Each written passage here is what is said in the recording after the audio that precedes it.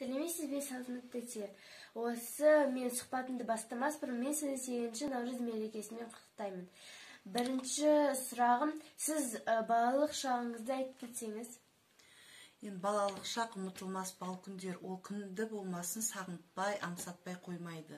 Менің балалық шағым Қордай ауданы Қызылсай ауылында өтті. Көп балалы отбасында тәрбиелендім.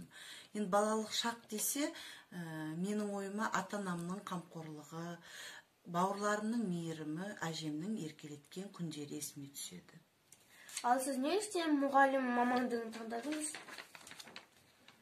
Енді адам мамандықты жүрегінің қалауы бойынша таңдауы керек.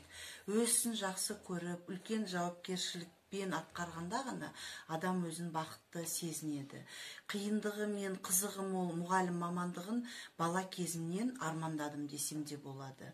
Жан жағына қарап, бала өседі дегендей, менің мұғалім мамандығын таңдауыма ата-анамның ықпалы көп әсер етті деп те айта аламын. Себебі менің ата-анам ауылдың беделді ұстаздары болды. Оларға қарап өнеге үлгі алдым. Ал сіз өзіңіздің сыныбыңыздағы оқушыларыңызға қаталсыз ба? Енді ол әр жағдайларға байланысты ғой. Кейде қатал да боламын, кейде сабақта әзілдескенді де жақсы көремін. Ал сіз мұғалімдік ұстанымыңыз қандай? Енді ұстаз ретіндегі ұстанымым, ол оқушыларға тек мұғалім ғана болмай, ұстаз да бола білу, баланы тұлға деп тану, оның пікірімен санасу, оқушының кішкентай қуанышын, табысын бағалай білу. Ал осы өсіп келе жатқан жасөспірім балаларға айтатын тілегіңіз қандай?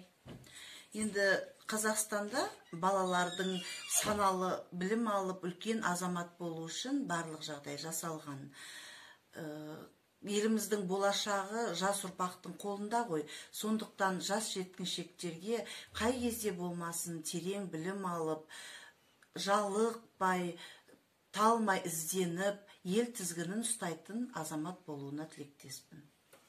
Осы сұхбат бергеніңізге рахмет. Сау болыңыз.